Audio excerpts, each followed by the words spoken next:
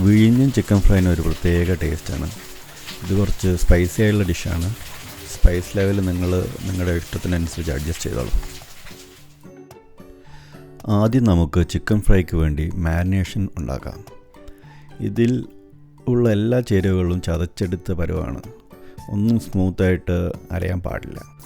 Garlic ഒരു 25 അല്ലി, 25 അല്ലിയും 2 inch നീളമുള്ള ഇഞ്ചിയും സ്മൂത്താകാതെ അരച്ചെടുക്കുക. അതിനുശേഷം 5 ഉണക്കമുളകും പിന്നെ അതിൻ്റെ ഒപ്പം ഒരു 1.5 ടേബിൾ സ്പൂൺ പെരിഞ്ജീരകം തരിയായി പൊടിച്ചെടുക്കുക. പാണ്ടൻ ലീവ്സ് 3 എണ്ണം ചെറുതായി മുറിച്ച് ഒന്ന് ചതച്ചെടുക്കുക. പച്ച മസാലയ്ക്കുള്ള ചേരുവകൾ നമുക്ക് നോക്കാം.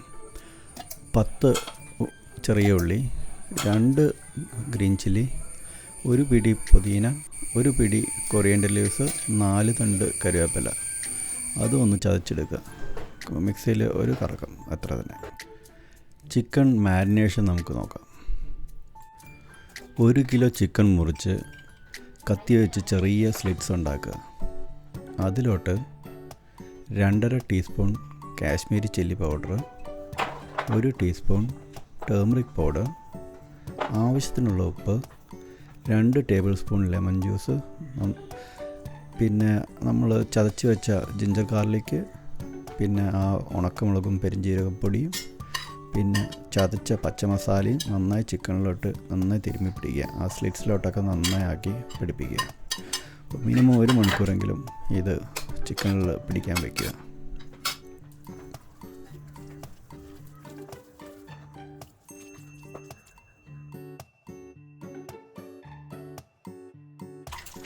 ചിക്കൻ നമുക്ക് വറുത്തെടുക്കാം.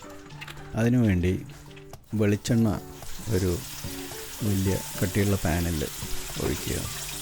നന്നായി ചൂടായി വരുമ്പോൾ ഒരു മീഡിയം ചൂടിലേ വയ്ക്കാൻ പാടുള്ളൂ. നന്നായിട്ടൊന്ന് തിളച്ചു തുടങ്ങുമ്പോൾ ഓരോ ചിക്കൻ പീസായിട്ട് ഇടുക. എല്ലാം കൂടി ഒരുമിച്ചിടണ്ട, കുറച്ച് കുറച്ചായിട്ട് ഇടുക. എന്നിട്ട് ഒരു സൈഡ് നന്നായി ആവുമ്പോൾ ഒന്ന് മറിച്ചിട്ട് മറ്റേ സൈഡും ഒന്ന് മൂപ്പിക്കുക.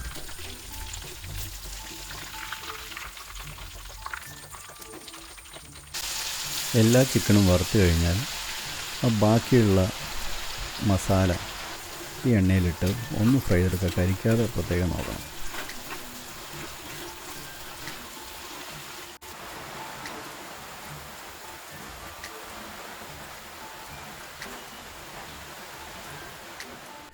ഈ വിഴിഞ്ഞൻ കോഴി വറുത്തത് ചപ്പാത്തിക്കൊപ്പവും പൊറോട്ടയ്ക്കൊപ്പമൊക്കെ നല്ല ടേസ്റ്റ് ആയിരിക്കും. ഒന്ന് ട്രൈ ചെയ്തിട്ട് നിങ്ങളുടെ അഭിപ്രായമൊക്കെ ഒന്ന് കമൻസിൽ എഴുതും.